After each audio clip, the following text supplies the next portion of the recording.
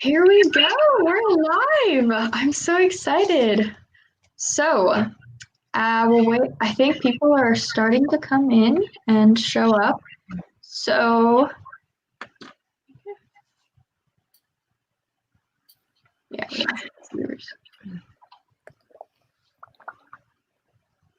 We still have 1 minute until we start.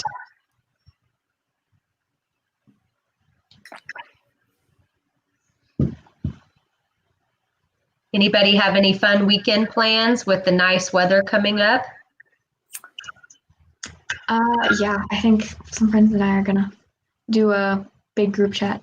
Looks like we've started to get some viewers. I'm so excited. Hello, everyone. Welcome. If you haven't already, now we're getting started. So if you want to grab some lunch really quick before we start, you can. We still got a minute or two. Feel free to do that. Yeah. I do not have weekend plans.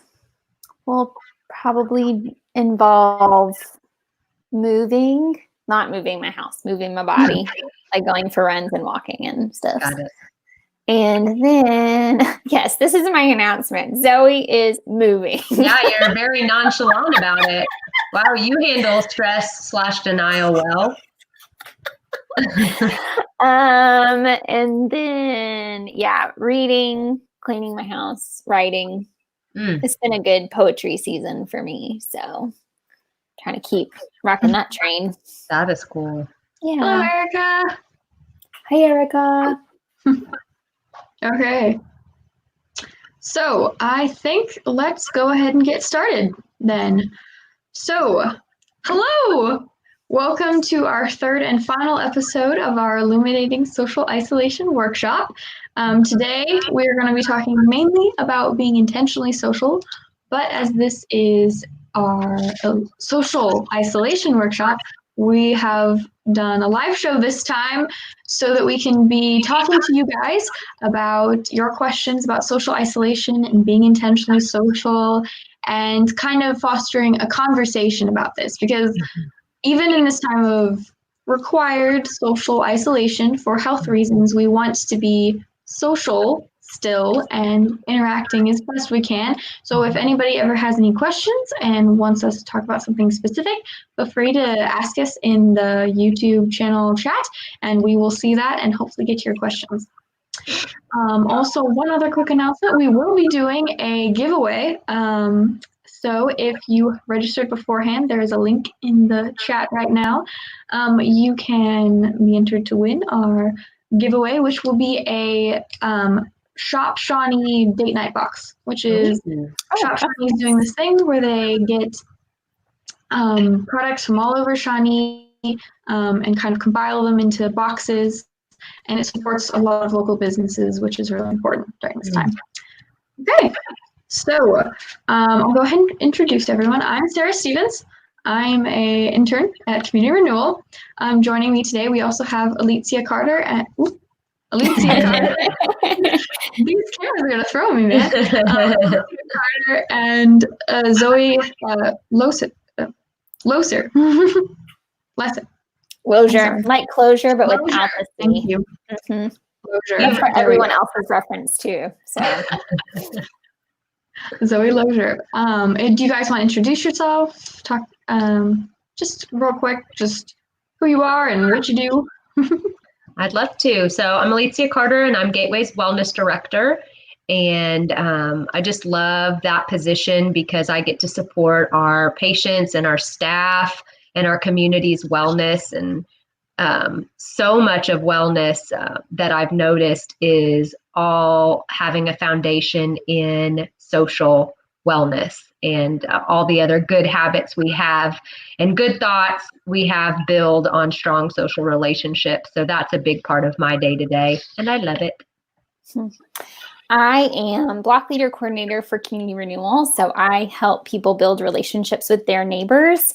I also really love research. So I really dig into what isolation does to our bodies, what it does to our society. the history of isolation, what it's going to look like moving forward. So that's kind of my bag. That's cool.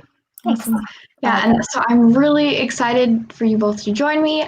For those who have been watching the first and second episode, I've had interviews with you guys, and we've been talking about social isolation, what it is, what happens once we're socially isolated, and the negative effects it can have on our communities and on ourselves. And so I'm really glad that you guys can join me today for our final live episode so we can have just a discussion, a proper discussion about this sort of thing. Yeah. Thank you. So today we're going to be focusing a lot on some ideas about how we can live as intentionally social during this time. And also once we go back to hopefully somewhat of a normal life after this. And so I think we're just going to start off with our first questions. So for you guys, what do you believe helps with establishing good social interactions? Because a lot of people, of course, are in the place where they, after watching maybe the second episode, realize that what they have socially is not quite what they've been meaning, and they want to improve. So what are some things that you think help with establishing those good social interactions and those strong, trusting relationships we've been talking about? And, or if you would prefer, what are some things that go into preventing those that should be avoided? You want to start, Zoe? Sure. Something that I work with the neighborhood volunteers to do is to adapt their life and their habits so they are intentionally positioned around people. So one of the first tenets of being a block leader is to be visible to your neighbors. And what we usually find is once you start being visible to your neighbors, having that intentional positioning, it kind of snowballs from there. So I know specifically during COVID, I will be outside walking and I'll run into one pocket of neighbors over here, and then I'll run into one pocket of neighbors over here. And so taking that intention and then putting myself where I know there will be other people is, I think those, intention and space, I think, are the two biggest things. I really appreciate that. That I had two thoughts that went with that, and I had written down consistency and touch points. Yes. And one thing I'm really enjoying right now is one of our both wellness groups that we have, our alumni group and our sober sports group. They haven't been able to meet during this time, and so we've set up Zoom calls with that. And even though we can't meet together in the same way we were used to meeting together, I think there's something to be said about structuring your time where you're available for people at the same time, and they know that you're going to show up. I mean, because you have to maybe kind of say, push dinner, or tell somebody you can't hang out because you have to be at this meeting with these people. And even though we're just talking and laughing and joking around, a lot of boundaries had to be set to protect that time. And I know that strengthens my relationship with people, because I'm like, wow, they're making sure that from 6 to 7 on a Wednesday, they're going to be here, and we're just going to stare at each other and laugh and joke around. So that consistency and touch points help build relationships for me. Yeah, that's brilliant. Yeah, because and just starting out doing that can be a little anxiety ridden, right? It's not something that is easy to do, to start those kinds of situations, but they really are so important. And eventually they will become enjoyable and one of your favorite parts of the day, hopefully, once you have those established into a routine. Is the goal. I'm curious what you all think. You said, it can kind of be awkward, and Yeah, those are awkward for me. We don't have like anything that we're specifically going to talk about or any agenda items or any format. I mean, we're just getting on and just being ourselves with each other. And so I've talked to a couple people this week, and vulnerability, when it talks about what good social interaction, strong, trusting relationships, vulnerability. So like, do you guys think that vulnerability is necessary, and what does that even mean to you all? Do I think vulnerability is necessary? Maybe you don't, Zoe. I don't know. I don't. Not to mention, and you have been to my Brene Brown book club, so True. yeah, no, I permission. Yeah, great prompt. No, I think vulnerability is super important. So vulnerability is any time that you basically expose yourself. So anytime you face ridicule or potential ridicule or exposure, stepping into somewhere that feels uncharted or where there's fear, moving into that, I think is always, Brene has a better definition, but that's vulnerability. And yeah, I mean, in our current society where our streets are usually bare, you don't see anything except cars, people aren't usually out, to be outside is incredibly vulnerable. To say hi to a neighbor or engage in a bigger conversation, that's really vulnerable. I had a conversation with block leaders yesterday who have planned events and no one came. That is very, very vulnerable. And it doesn't happen often, but it happens. I've had it happen to me in my neighborhood, and they're good people here. You know, it's not that anyone is ill-willed. It just didn't happen. And so, yeah, it takes an enormous amount of vulnerability. But when you, now moving to like vulnerable conversations, when you are willing to make yourself vulnerable to someone, it almost, not always, but very often will allow them to be vulnerable with you back. And that engagement and vulnerability just builds deeper and deeper relationships. Yeah, I love that. And to build on that, you know, we don't have to start off with like just sharing everything.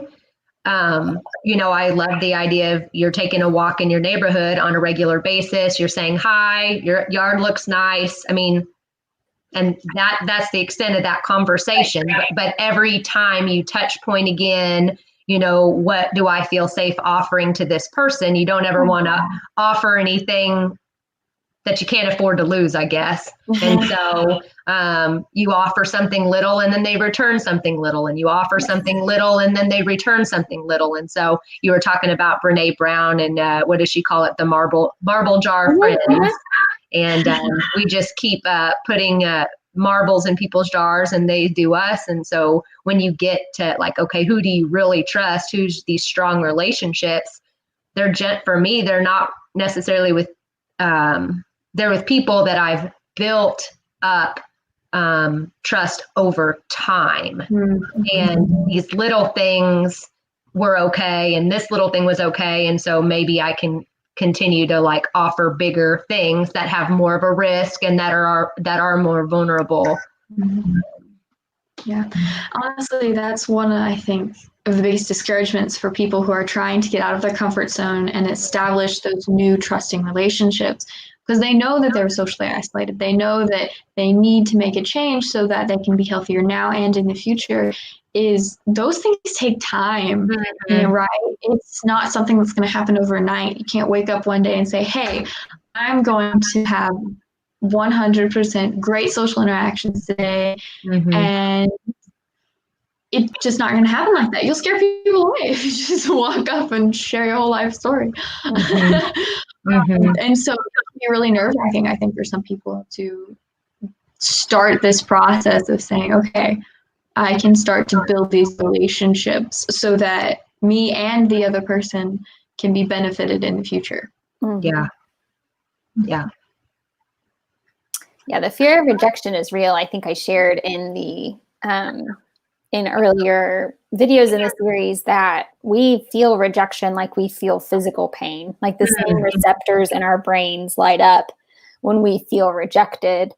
And And so for some people, you know, when we have a terrible story about someone breaking their arm, we'll go, and we feel it. Yeah. That's going to be the same reaction we have to like, oh, here's this person I really want to be friends with, because we can't anticipate the potential rejection. And so one thing keeps us safe from breaking our arms, but the other thing historically was really valuable when we were, you know, nomadic, but now it's less valuable because it prohibits us from being brave.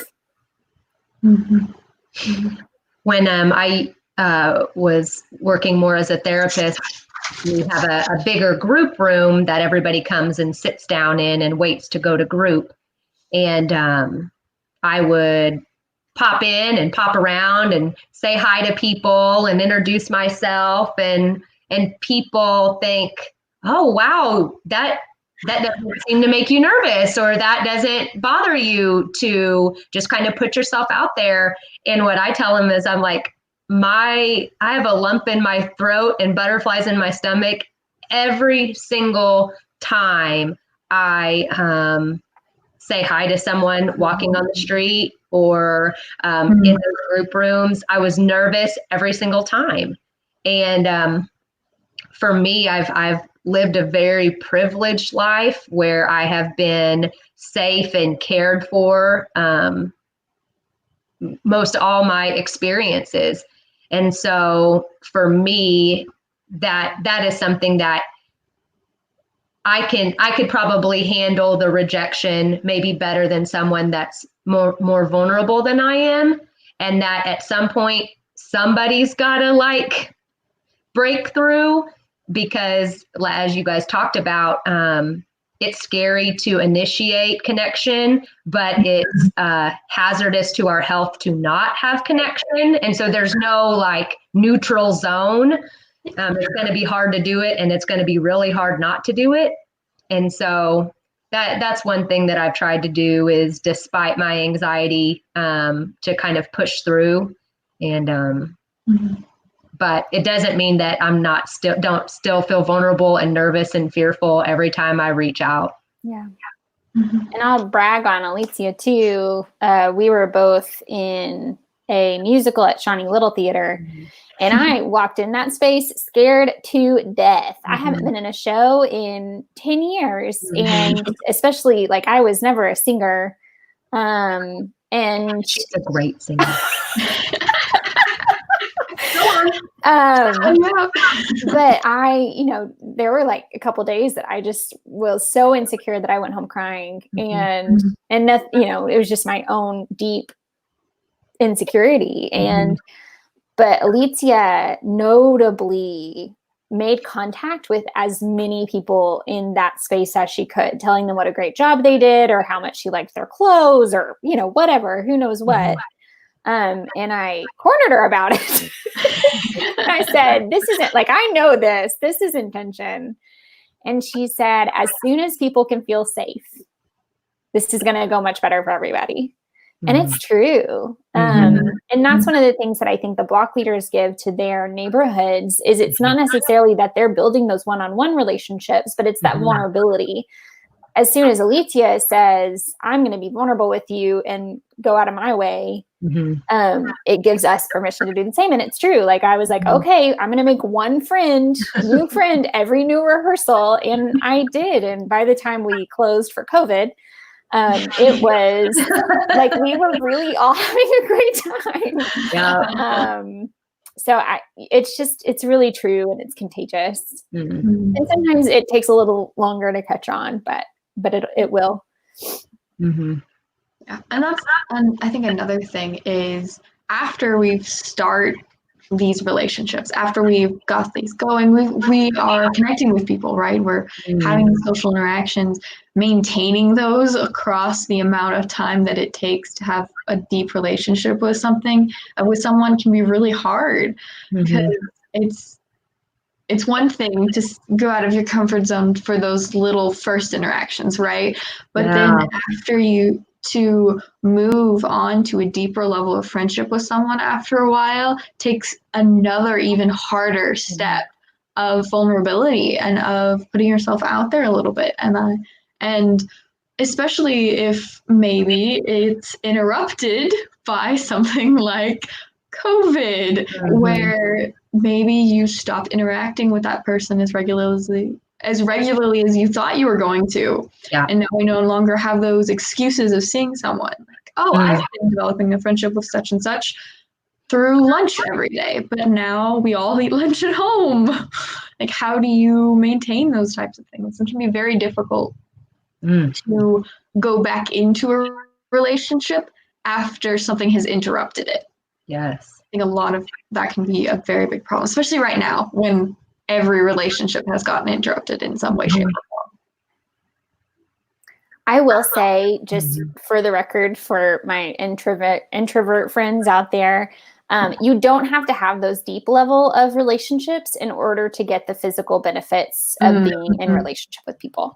So being isolated is just the lack of relationships, period. So if you have to get the health benefits of relationships, it has to be a give and take relationship. Yep. So if you have a next door neighbor who borrows sugar from you and you know you can rely on them for a power tool, and if you had to, someone went to the hospital, they would watch your dog.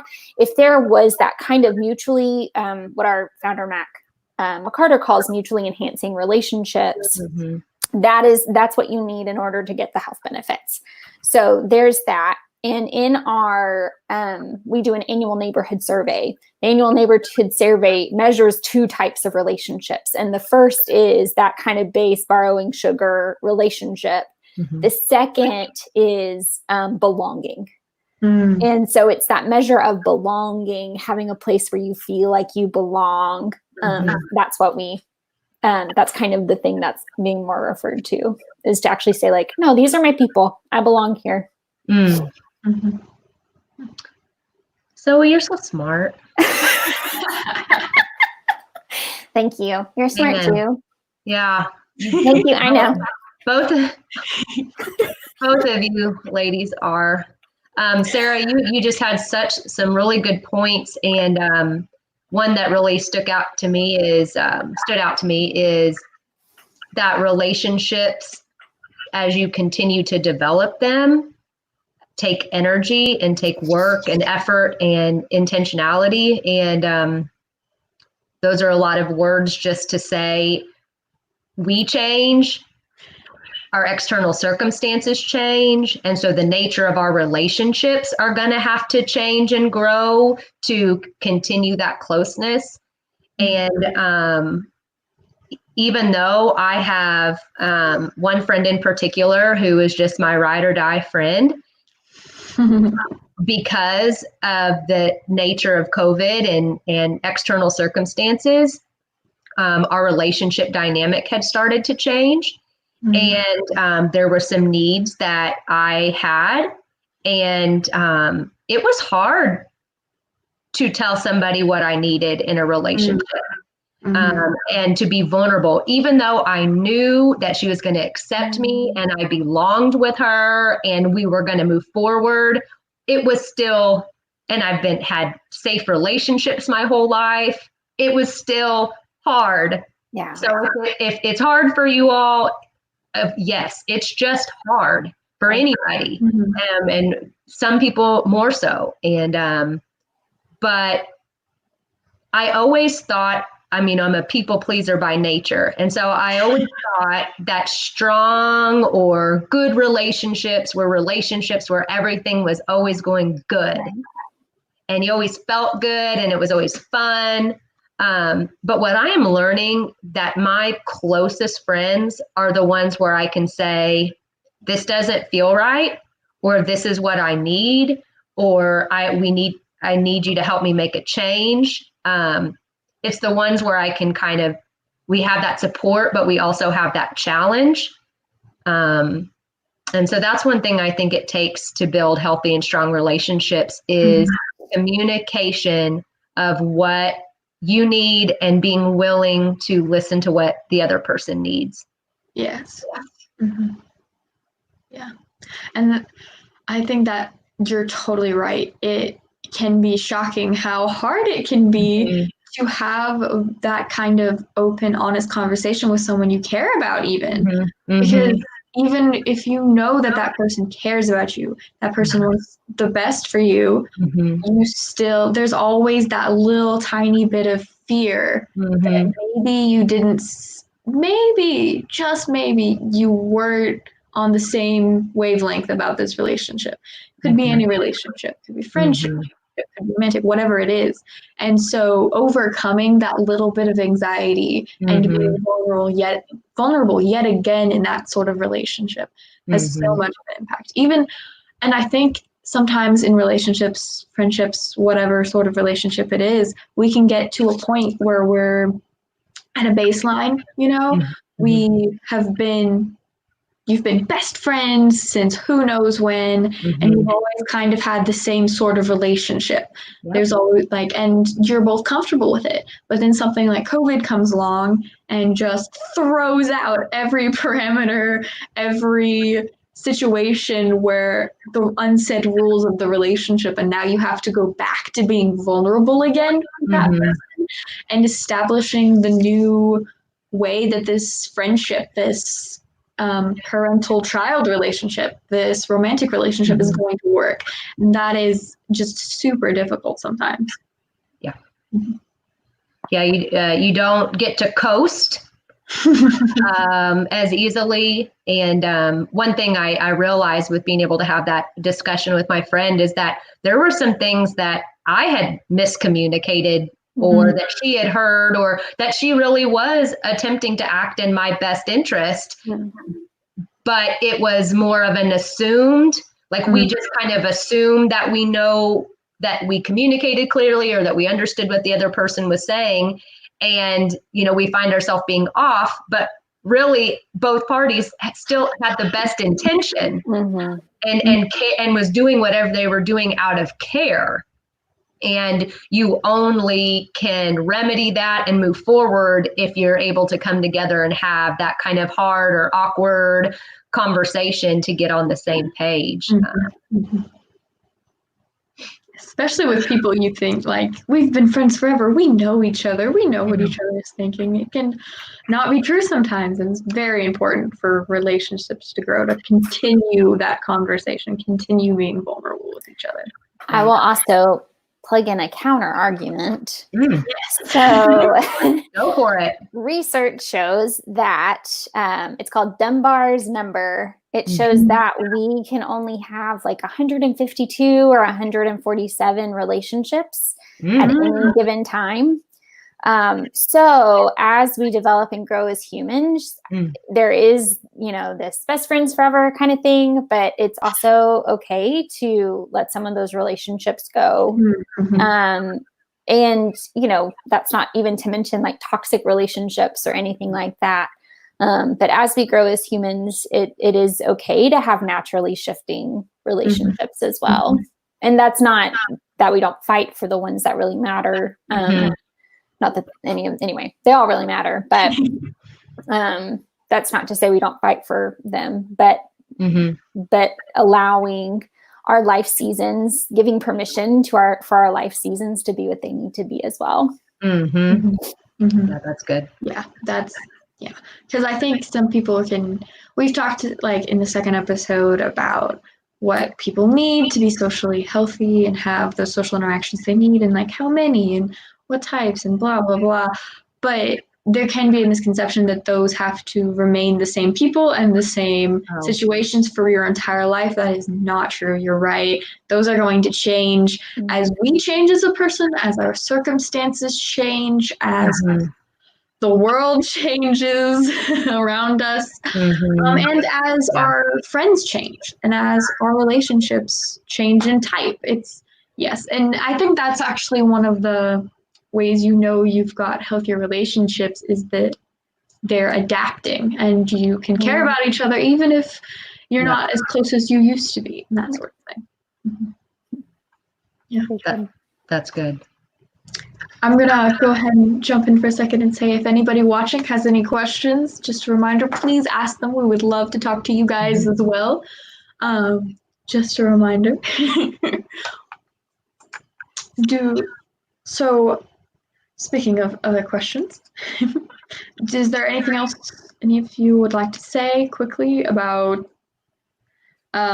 establishing good social interactions and the difficulties revolving around that before we move on to our next line of thought processes and questions? I think when we're talking about prevention, one of the things that prevent relationships, and that is like a lack of intentionality. Our world currently, even to how our streets are designed, are not designed for social interaction. And so unless we shift ourselves intentionally in that direction, if we just go with the flow, chances are we will not have the relationships we need in order to incur the social capital benefits, the health benefits that we need. So I think intentionality is really, for me, it's number one.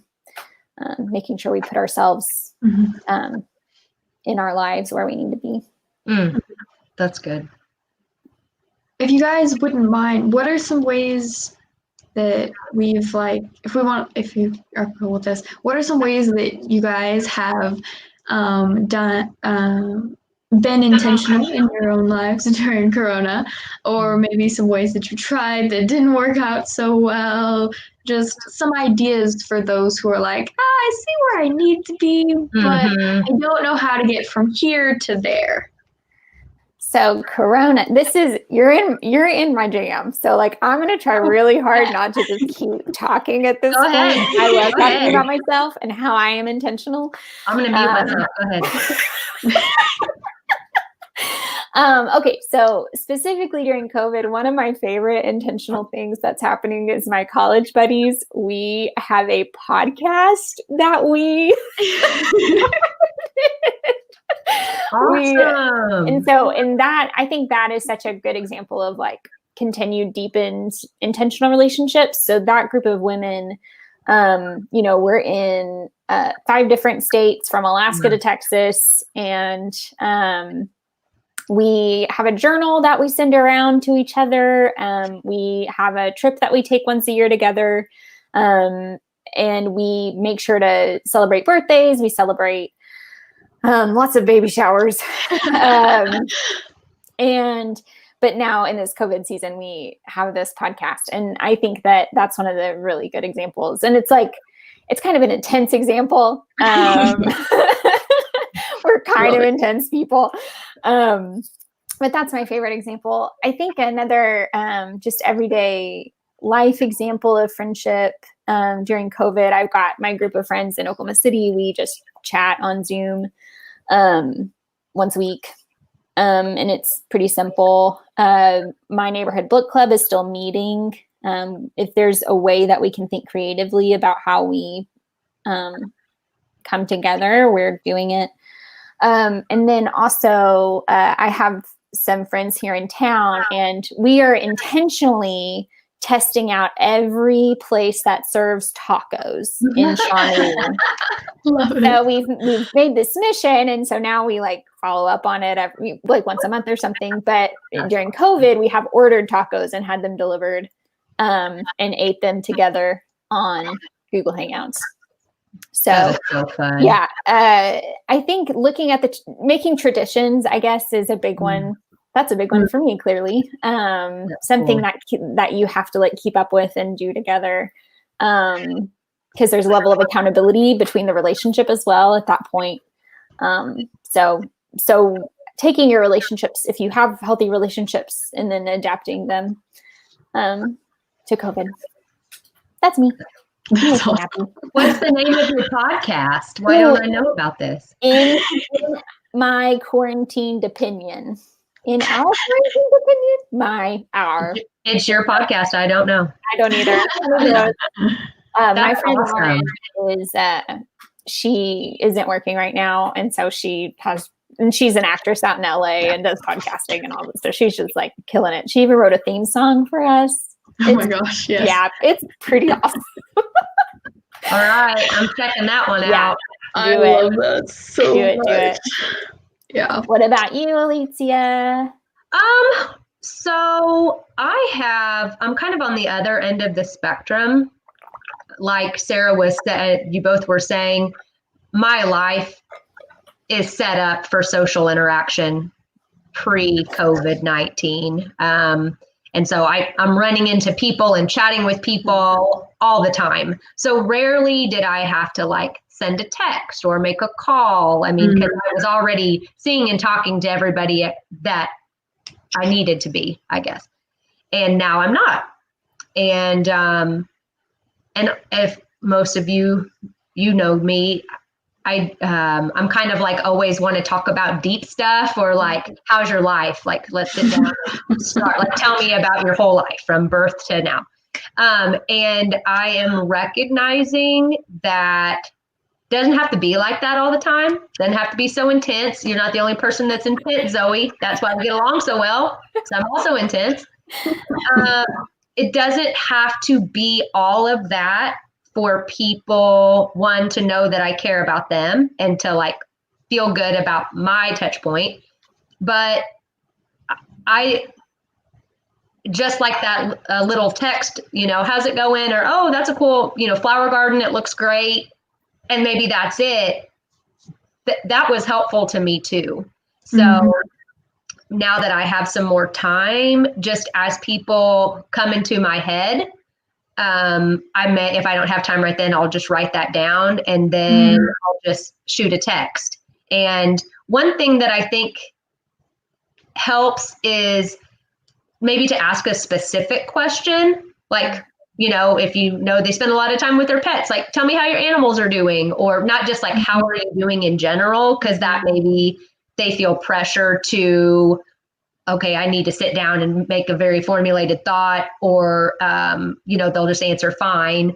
And so just any time you can connect and remember something about somebody or ask something specific, even if it seems simple, that seems to be meaningful to people and more meaningful to me than I realized. That's my suggestion. I am the same way. I have had to try really hard to recognize that some of my friends don't have a lot of time right now. Yep. And that even though we love talking about deep stuff together, that there is so much value that we don't sometimes recognize in just small talk, in just the day-to-day discussion. I am an introvert who values deep discussions, and I am not good at small talk. I'm really not. But learning how to be better at that and learning how to be intentional about asking about pets and family members and just little things in their life really has so much value in just keeping up with people and maintaining those relationships. I'm really learning the value of small talk. Me too. The one thing that I used to do with my friends before COVID, before everything, was we would watch a lot of shows together. Like, we would just sit down and we would binge something. It didn't really matter what, honestly. Just whatever we felt like watching at the time. It could be a group of us, it could be just one person, but even like back with my family, we would watch a lot of movies, and I've always really loved that. And that's something I didn't realize I was going to miss during COVID-19 was just watching movies with someone. Because you don't think of that as being like a social thing. And for a lot of people, that's not really social. It's also watching a movie. You're not paying attention. You're paying attention to the screen. But for me, it was a very social activity that I didn't realize it was going to be like that. And so figuring out how to do that in COVID has been really interesting. Okay. And apparently Netflix now has like a watch party application where you can watch the same show at the same time and talk about it in a chat. Whoa. And my friends have set up, this weekend, we're going to watch, I think COVID has had some pluses, which a lot of the arts are publishing their like plays and their like Broadway and stuff is publishing like just here, we were going to have this and you were going to have to pay for it, but we've got it anyway, so you can just have it now for free. Oh, wow. So we found in the United Kingdom, they did a Frankenstein. And Benedict Cumberbatch even, which was really cool. And so me and my friends, I think this weekend are going to set up a watch party and we're going to watch that. And that's different, right? It's not a movie, it's play, but Yeah, like, that's awesome. doing that sort of thing, like being intentional, being intentional about that kind of thing is really difficult right now. But it is learning, I think, how to do the things you used to enjoy in a new way has been quite an interesting thought process for me, but has been super helpful, I think. It keeps going back to, it's forcing us to think, what do we need? Mm-hmm. What do we really need? Because nothing is like, once again, you're not just like coasting through, or other people are kind of providing things and you're just being a part of it. And everything that you want, you have to work for. So sometimes I think I want social interaction. And so, but then I think, okay, so like, who do I want to talk to? And do I really, do I have the energy to give, or am I just wanting somebody to give to me, Right. and not wanting to really invest too much in it? So yeah, it's really made me think of, what do I really need? Who do I really want to be with? What am I willing to contribute to that? And that takes a lot. It does. Yeah. So before, we had some questions come in from before the stream. So not in the chat right now, but in some other chats and locations earlier. And one question that was asked is, how can we make a difference for someone else who is alone? Like, say you're fine and you've got your family and you've got your things, your habits set up, you're good.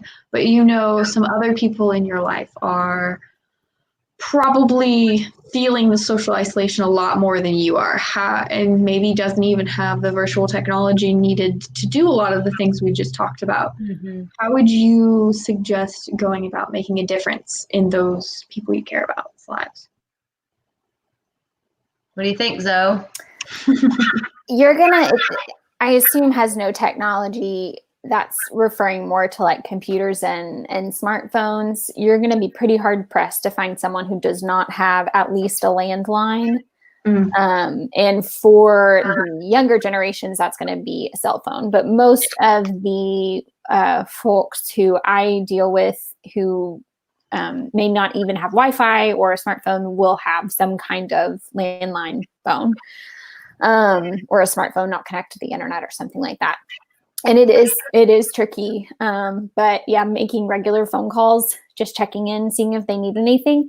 And honestly, again, to really push back against loneliness, it's not just a one-way street. So when I call a lot of my neighbors, I have neighbors that are retired and well post-retirement.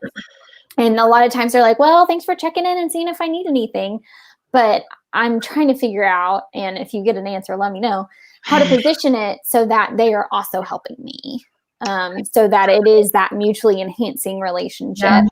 And it's not just one way, because the one ways relationships, those aren't going to be as beneficial. But yeah, so making sure that you're calling and having some way that it's a two-way street. Ooh, that's really good. And when you said that, Zoe, I thought, so if I was trying to answer your question or think of like, okay, what could that look like? You know, there's been people that I'm the one that I'm, checking up on them. How are things going? Things like that. But there's been times that I've allowed myself to be vulnerable and just say, hey, I'm glad you're doing good. Glad you're okay. Do you have a couple minutes to chat? I kind of have been having a couple feelings and I just wanted to share them with somebody. Do you have time? Which maybe most of what they have is time. And what I am noticing, we have an amazing volunteer base with Gateway, and that's something that's new. And I am not used to asking people for help and to help meet needs. And I hadn't been. And because I didn't want to burden them, and then we started something new and started putting the needs out there and coordinating it and started getting surveys back to see how people are engaging with the program. And people are saying, happy to serve, glad to be a part of the bigger picture. Yes. You know, it feels good to be able to have something to offer. And if there's a limit to, you know, asking people for things, but especially, you know, with people that they're building relationships with and that are always being helpful to them, to feel like they have something to offer. And I know me, I mean, I try to do most things independently as much as I can. But maybe just think like even things that I maybe could handle on my own or don't need help with, go ahead and put it out there and see if they want to help participate in meeting your need, or, hey, we're going to get some food together to take down to the food pantry. Do you have a couple cans? I mean, that you want to be a part of. So that's one thing I really like doing is connecting a lot of people to give something little for this bigger picture. Even though maybe you don't need it or somebody else could provide most of the need, like spreading the asks around and letting everybody feel like they're a part of something. So yeah, that's what I would say. Just sometimes people being needed is what is the most helpful to them. That's I agree. very good. I really like that idea, actually.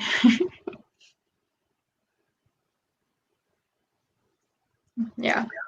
That's really good. So we had another question. Let's see, what time is it? Oh, wow, it's already 1. This has gone a lot faster. Wow. We've got such good talk going. I'm so happy. So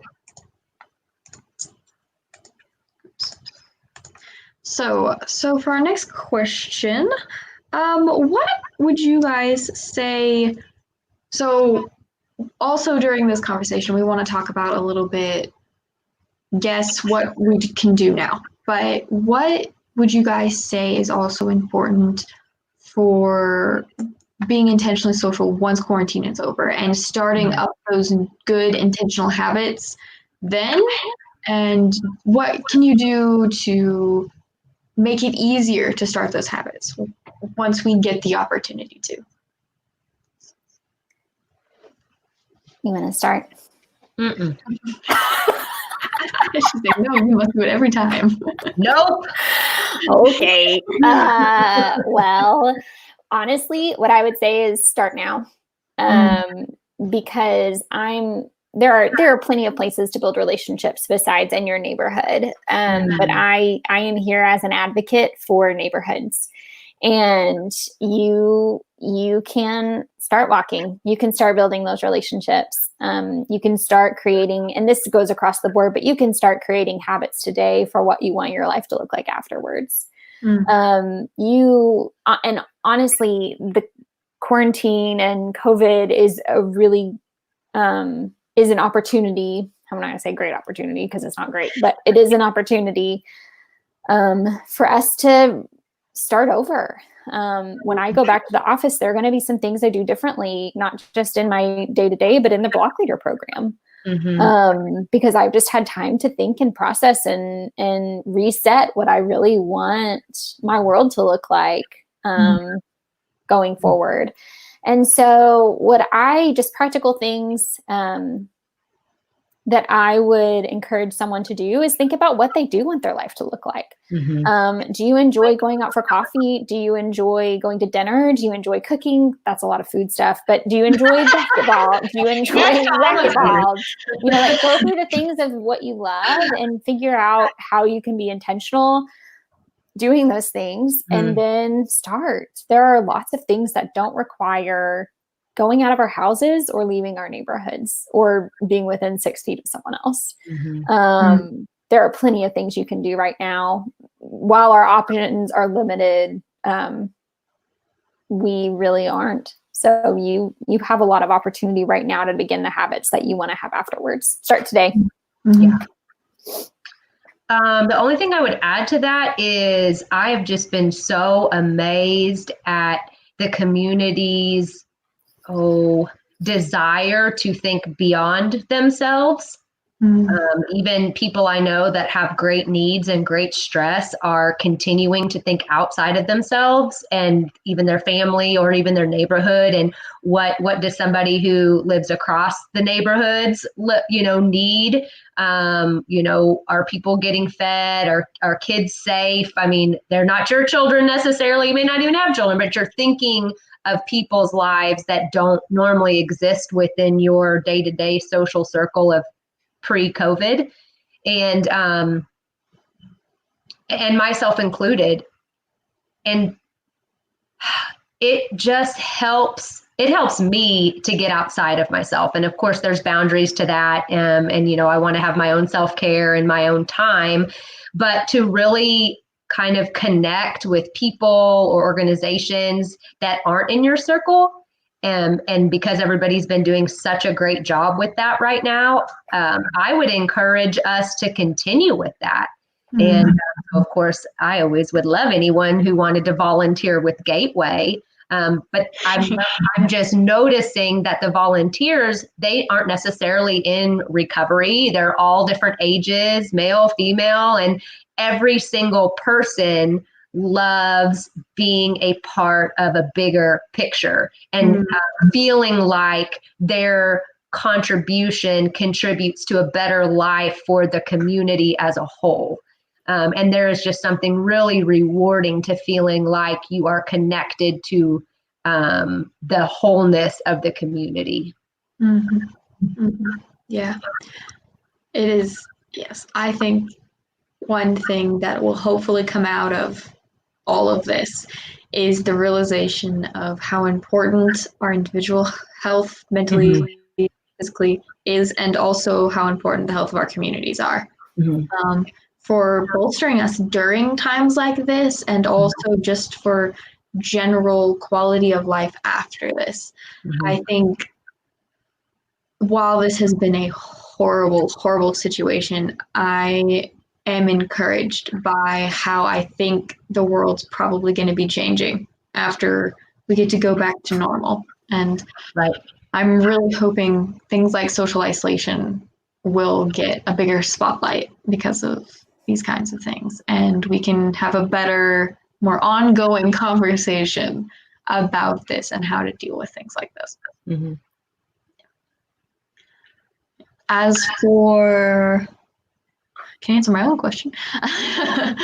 Living intentionally after quarantine's over, I was watching, this is a little bit of a different track. One of a friend of mine sent a YouTube video to me the other day, and it was talking about setting up good habits for good physical and mental health during this time, just not as a social perspective, but like an individualistic perspective. And a point that was made in that video, very well done video, was that the better care of yourself you take now, the easier it's going to be to go back to normal later. Because it's not going to be just a flip the switch and you just go back to normal. This was just a break and you can turn it off and on again. Like, this is whatever habits we build now during quarantine will be habits that will continue after quarantine.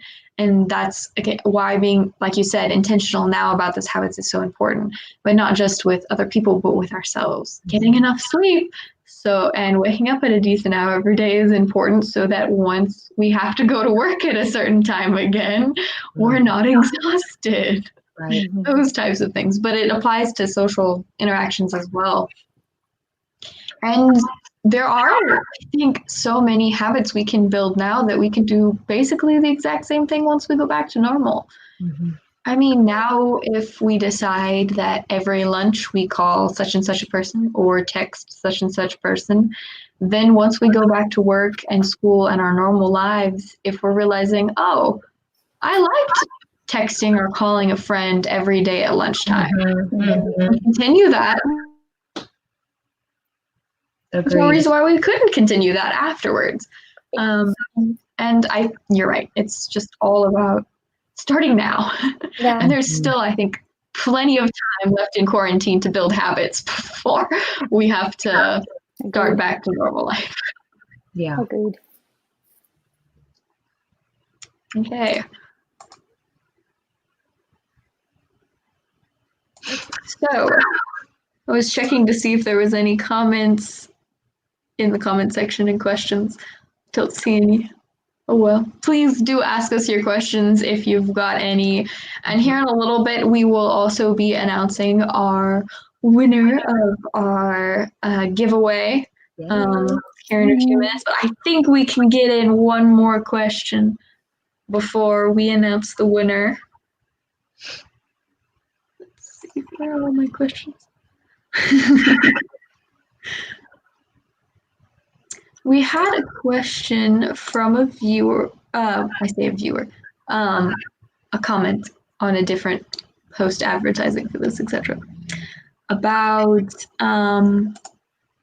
if America is the only one experiencing this sort of social isolation, even just normally. Because a little more in episode 1, we talked about why social isolation occurs and the various many different things that can go into doing that. But I believe, Zoe, you're a little bit more of an expert on this, of the appearance in other cultures, other societies of social isolation.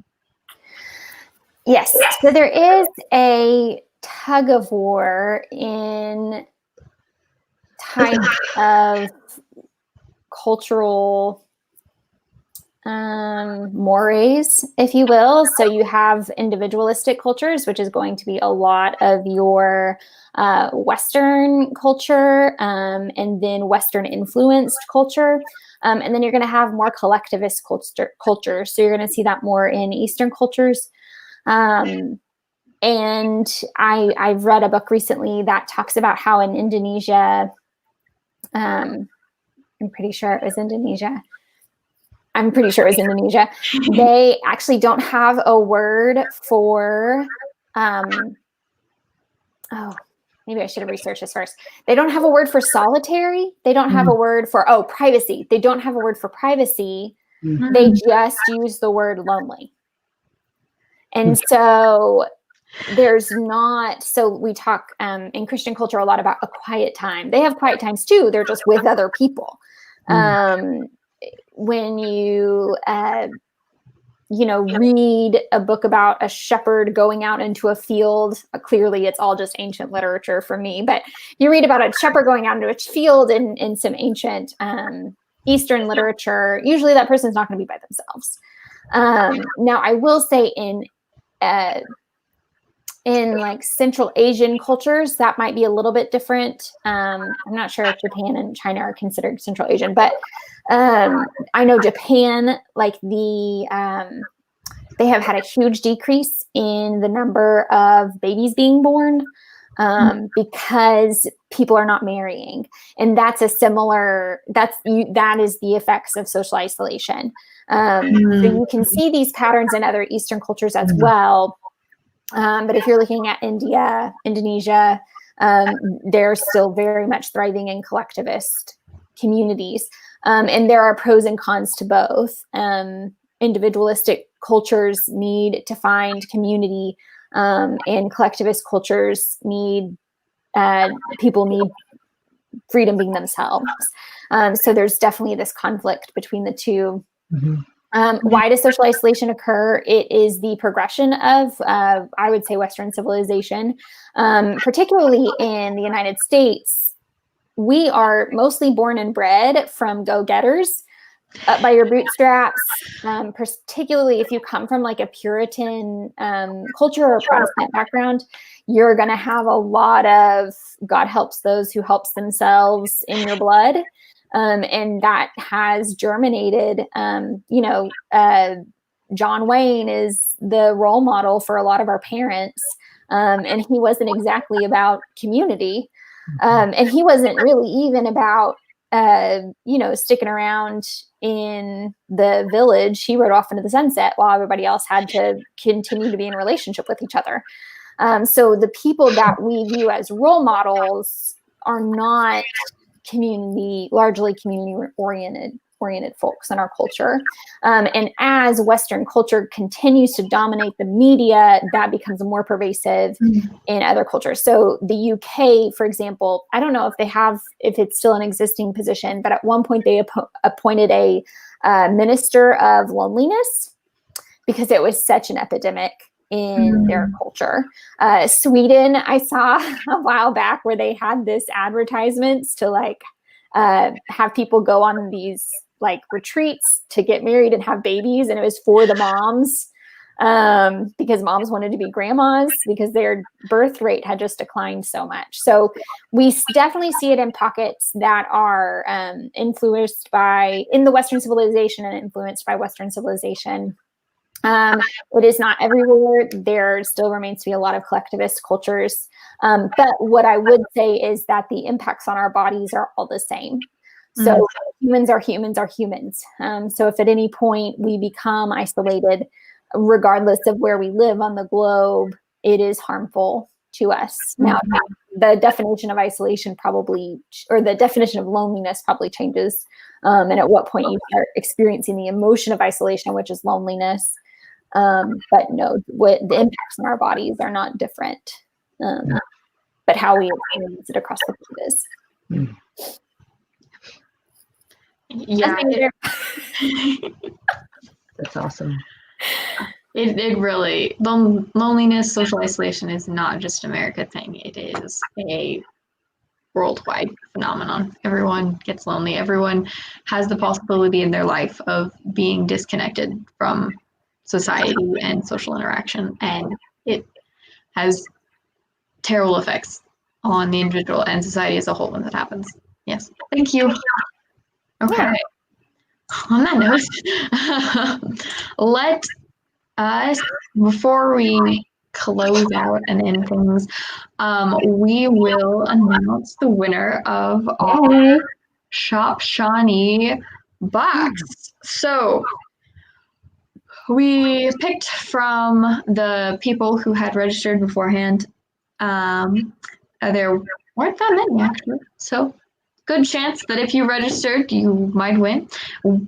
And the box is from Shop Shawnee. It is a date night box. You don't have to do it as a date. You can just do it as friends. You can do whatever. But it has a lot of fun things in just for a night with you and someone you care about, getting social interaction with each other or over Skype, whatever. Depends on where your loved ones are. But drum roll. I believe it's going to be in the chat, the name of the winner.